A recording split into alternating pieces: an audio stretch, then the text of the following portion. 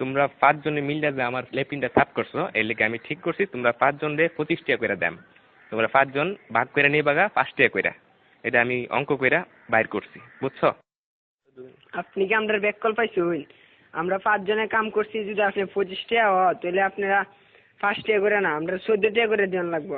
আপনি এটা কিতা কই? না না, ভুল কইতাছো তোমরা, বুঝছি তোমরা অঙ্ক কইরা বুঝাইতে হবে। আয়ো ব্ল্যাকবোর্ড তোমরা দেখাইতাছি। দেখো আমি কি লিখি।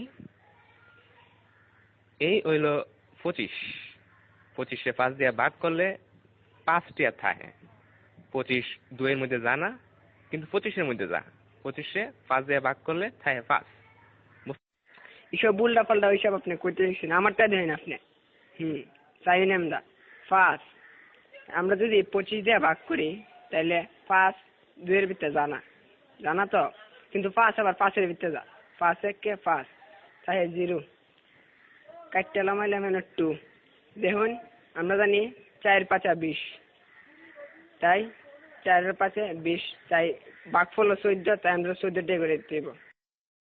এইসব আদা সুদা কথা করতে শুনছো, আমরা তোমার গুণ করে দেয়া দিয়েছি। এই দেখো এটা হচ্ছে 5, 5 দিয়ে গুণ করলে হয় 25, বুঝতে পারছো?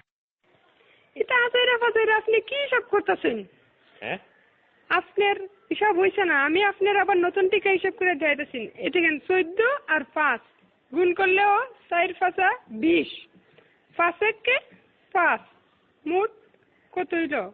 25। দেখছেন আমার হিসাব? অহন বুঝতে পারছি তোমরা সত্যি আসুদা। আমরা অঙ্কটা দেখো, 14 14 14 14 5 বার দিছি।